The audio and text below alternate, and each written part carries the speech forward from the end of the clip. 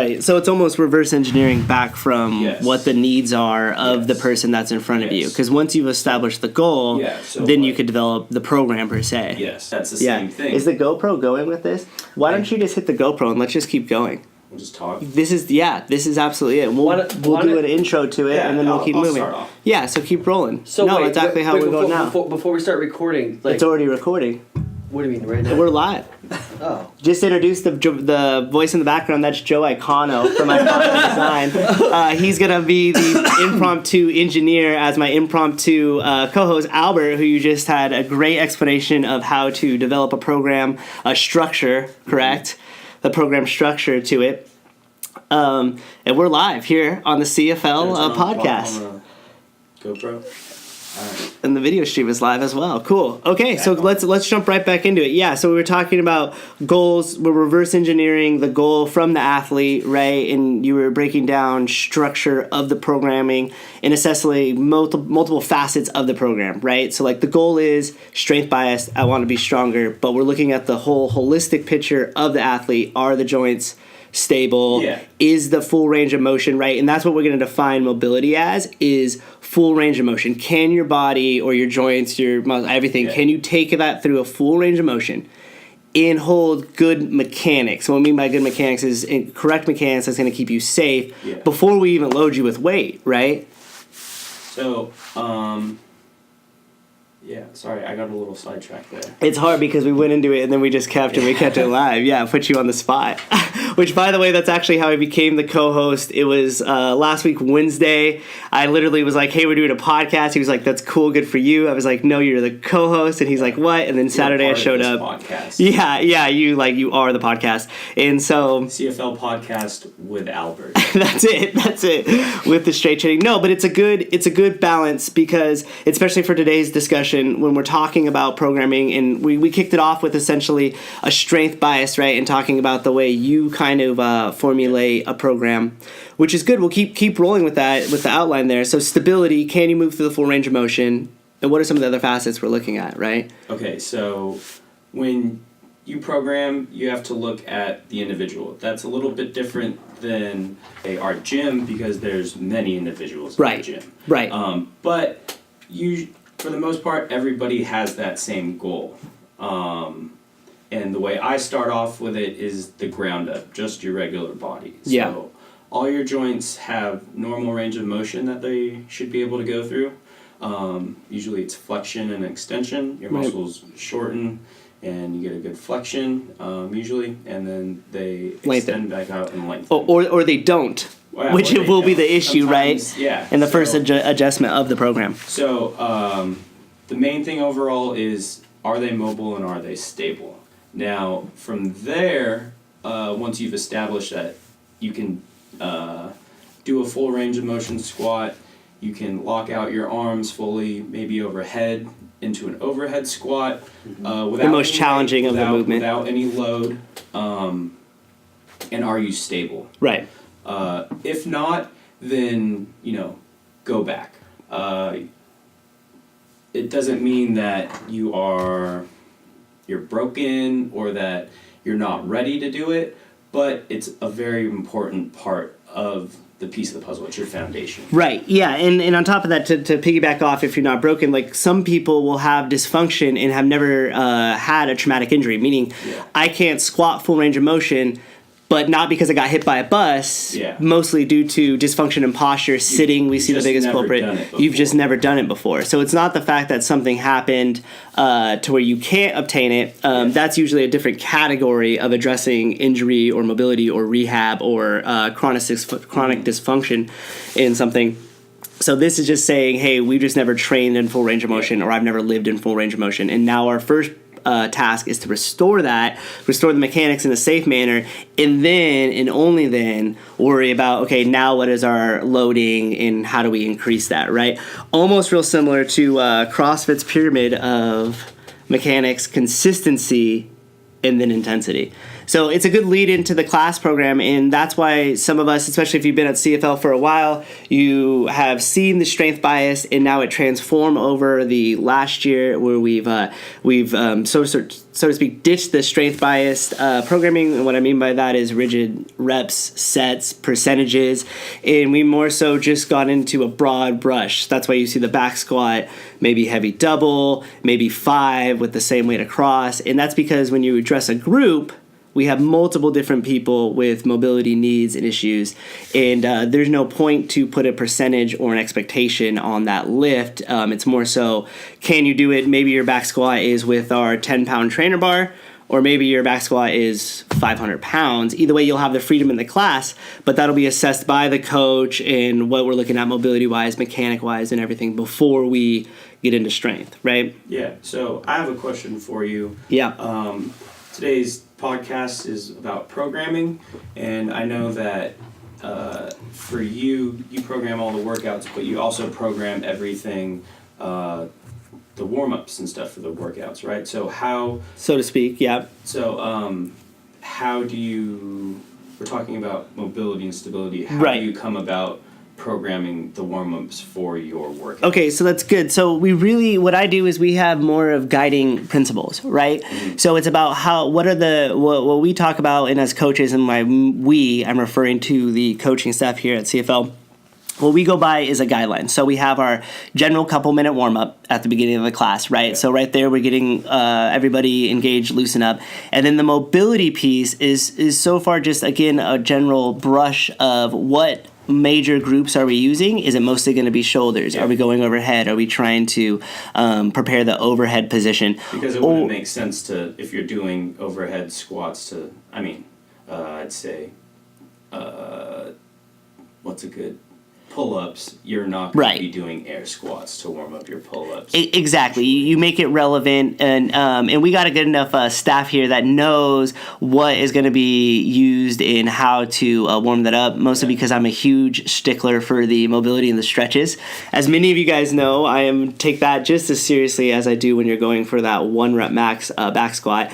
And now you kind of have some theory behind that. Now you got the why behind that. Like, why does he always make me stretch so rigidly and so much and recover? And because if we're talking about the foundation of the programming in mobility and mechanics being the bottom of that, then the stretches are the big things, right? Yeah. The stretches. You're starting with that. You're starting with that. And that's why we're starting. That's why we're warming and mobilizing and getting awareness to that, because if there's not awareness to that, if it's not the first thing we address in the class before we get in and start lifting weights, then it'll never be addressed. And I think that's an issue with a lot of the gyms of programming around here with the strength bias, because having done that in the past, we know that it's tough to properly assess and warm up a group of athletes, have them go through 5x5 back squat at 85%, and then switch up the movements to maybe an overhead heavy workout for a Metcon that is 20 to 15 minutes long. How do you cram that in there, all those things, accomplish all those tasks, move that large class along, and still have the time to properly coach, assess, and warm people up? And the truth is, you really don't. So having moved away from it, that was some of the reasons. That way we could put back into the coaching side of it. And so that's why you would label it, if you had to label the class programming, it would be conditioning biased programming. We're more so focused on the meat and potatoes of the program, which is our metabolic conditioning, also known as the Metcon or the WOD, whatever you would prefer to call it. But it is metabolic conditioning. And the deal behind that is like it's constantly varied, but I think a lot of times people think it's like randomized, you know? Okay, so there is a structure to your program for the gym. Right, exactly, because if you're talking in terms of like constantly varied, some people are like, well, if you just mix it up enough times and switch it all around, you're good. And I mean, you might get it right, but if you don't measure it and you don't know where you've been or where you're going, you're likely to have bias patterns or blind spots that you're not going to be able to see. And you'll realize that your program takes a pattern, or maybe you don't realize that you never have a day off shoulders. Maybe we don't realize that we're hips 5 days out of the week rather than 2 or 3 without a small break for it, right? So how is something, how do you assess that with your weightlifting athletes with the more rigid structure of the percentages and things like that? Is it still pretty loose? Is it varied? Percentages can be tricky sometimes. You have to account for, first of all, Like how you're feeling, or? no, I think the experience of the athlete plays a big role. Right. It's Makes harder sense. to take a newer athlete and apply percentages, whereas because one, they may not be as comfortable with the lifts. Right. They don't have maybe a true one Rep max. Right. Yeah. And I kind of feel 1 rep max is a plus or minus kind of thing. One day you might be feeling really good, and that's when those PRs come. That's how they probably should come. Right. And then other days, might be a little bit more tough. So the way I do use percentages in my program, but I also make sure the athlete is ready for those percentages. Yeah, and well, I think the big thing too, like with percentages, you touched on it, and it's like you have to kind of base, like, what are you basing that percentage off of? Yeah. So if you don't have a 1 rep max, or let's say your mobility or your mechanics don't allow you to have a true 1 rep max, that pretty much throws the whole percentage thing out the window, right? So, like I said, when you're more experienced, you have a better feel of what a true 1 rep max Exactly. is. So that percentage becomes more valuable. Right. Now, with a less experienced athlete, you take something like a 5 rep max, and then you can take a percentage of that because they're able to do a little bit more volume rather than just like 1 rep, and you can scale that percentage down and maybe get them to work a little bit harder. Say 80% of a 5 rep is going to be a little bit heavier, maybe not a 3 rep, but definitely not a 1 rep max. Right, yeah. So you can change the numbers back and forth based on your intensity And what you're trying to your volume. accomplish, right? Yes, The stimulus of the workout. Yeah. So when it comes to programming for a weightlifting athlete, there are multiple factors that come into play. And usually what happens is you give yourself a certain amount of time, and then you divide that time up into what your priorities are going to be. Right. You may have somebody that has a really great squat, but their pull isn't up to par, and that therefore affects their lifts. Right. So what you would probably do is dumb down the squat and increase the pulls, and hopefully that transfers over into their weightlifting. Right, and I'm going to piggyback off that real quick because you touched on something, which is you prioritize what the goals are, right? Yeah. And I think one of the things, then jumping back to the class programming here, is like we're prioritizing like healthy life. Okay. As the goal, Okay. right? As opposed to with you just did a great example of the weightlifting athlete. So they're prioritizing getting better in the snatch and clean and jerk. So that's a great way to kind of compare the two right there, because again, we're reverse engineering back from the goal of the individual, right? Or the needs of the individual. Yeah. CrossFit Livermore, you're saying, is for the people, so your programming is for the people.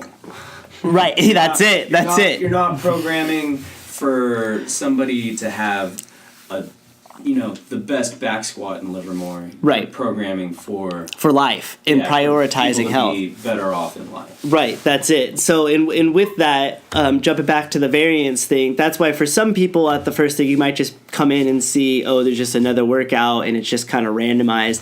But it's not randomized, it's structured out, so that way we're not biased in more pull or more overhead, or we're also not biased in too much squatting throughout. I try to make it pretty even keel and a bounce, and I also try not to repeat movements in the same week, so that way I don't get the nice little complaints that come in about burpees in the same week. Or I have a question about your programming. Yeah. Do you have like focuses? I know you said you vary up the movements. Now, are you saying that within like a certain month you're doing an equal amount of movements, or is 1 month going to be a little bit more leg driven? Is 1 month going to be a little bit more upper body driven? Yeah, that's good. And I like the way you asked it with lower body, kind of upper body, or like muscle groups, because the way I kind of go off of it is actually by metabolic pathways, right? So like you have 3 of them for this discussion, keeping it broad, we'll take it to 2. You have your anaerobic, right, and your aerobic system. So basically, 1, you can have a good breath through the workout, and the other one, it's really taking your breath away. Right, super intense. We're kind of comparing like a Fran, like a shorter 5-minute workout compared to a 30-minute. Right. And then more of like a Murph, which would be aerobic. Exactly. Okay. And so just for everybody's, so everybody. Love the clarification. Yeah, a little context behind it. But that's exactly right. And what we're doing is we're kind of bouncing back and forth between all those different pathways, and one of them being lifting heavy. So that's why you will see, even though we are a conditioning bias program, you still will see heavy lifts before the class. It's just not going to be prioritized as other gyms are. So we're still going heavy. We're still lifting heavy. Make no mistake, but at the same time, it's not prioritized. It's not our biggest priority. Conditioning, working those metabolic pathways, fighting against those chronic diseases, making sure you're healthy, reversing the diabetes, getting your heart healthy, working that stuff out. That's the priority, not the huge back squat. Yeah. Although now with Albert in the different classes and stuff, we are kind of opening up here in the future. If that is your goal, hey coach, I am healthy.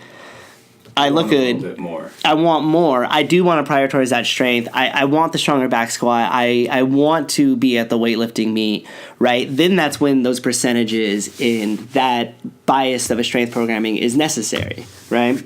Totally. I get a lot of questions is what exercises should I be doing to make my snatch better, for example. Right. And the answer is there are a lot of exercises that can make your snatch better.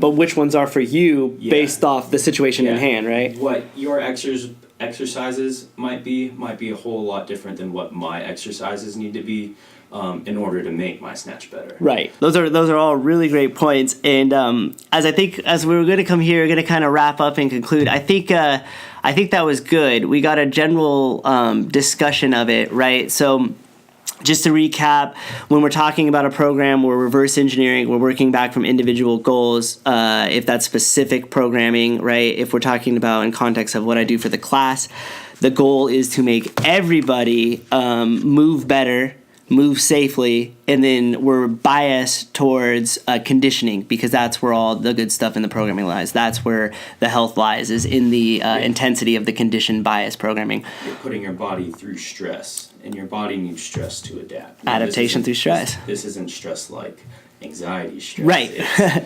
You're making them run or you're making them physical. Not breathe. Yeah, controlled physical stress in a safe environment.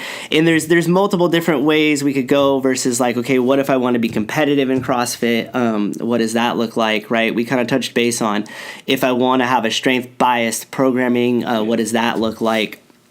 And so a lot of good things. One thing I kind of want to do here, and I'll start with you, and then you can kind of ask it back to me here, is how do you feel people dishing out programs, I should say, to individuals or to groups that have never done them themselves or haven't done a variant of it and are more so kind of just either finding something they saw that looked good on Instagram or the internet, or did they put any study behind it? We don't know because they're not doing it. How's your thought of that?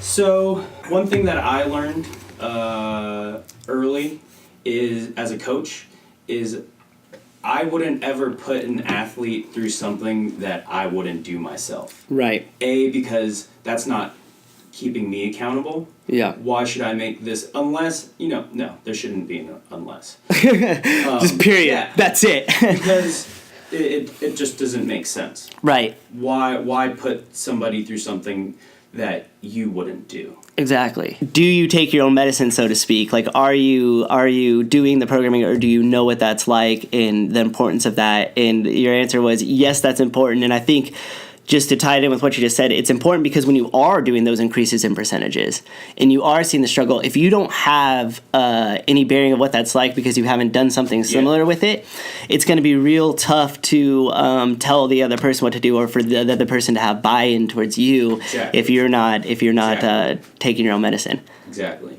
If you just tell somebody to run and they don't ask how far and they just keep running, well, what's the whole point of them just keeping running? Yeah. Yeah, training the treadmill. Yeah, so one of the things that I think, and I think a lot of the gym owners here and stuff need to do as well, is understanding that if you're putting out a program, you should be doing that program.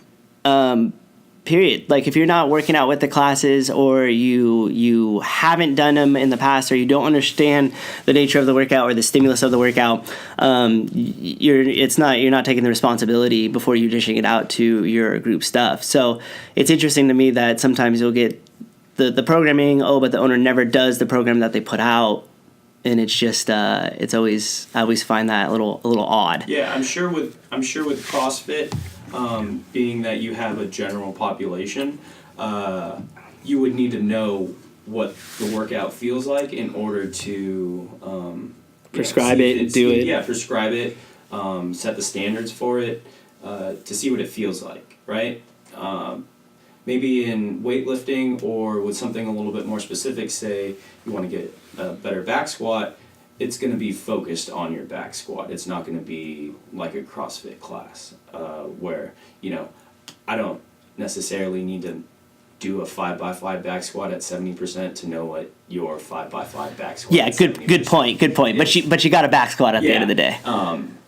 All kinds of training. There's right. science to it. But CrossFit is so many different things that a personal touch, like actually testing the workout, is needed, unlike a 5x5 back squat. Right, not as needed. Where he's saying it's more needed in CrossFit with the classes, because there's so many variables in there that if you're not doing them, if you don't understand it, and you're dishing it out to a group of people, it's pretty much irresponsible. Yeah, you wouldn't want to.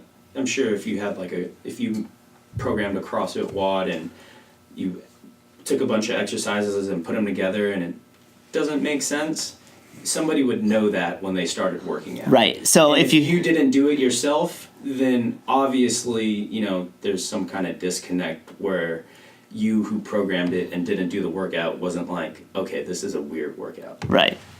And then on top of that, knowing it, having the experience, doing it with you guys in the classes, getting feedback from you guys in the classes, getting the data from the WOD together, all that goes into consideration. So if you're not putting in your scores, put in your scores. The more data I have, the better it could be refined for our community here at CFL. And like I said, we could go with many different facets with the programming, but I think we'll go ahead and bookmark it there.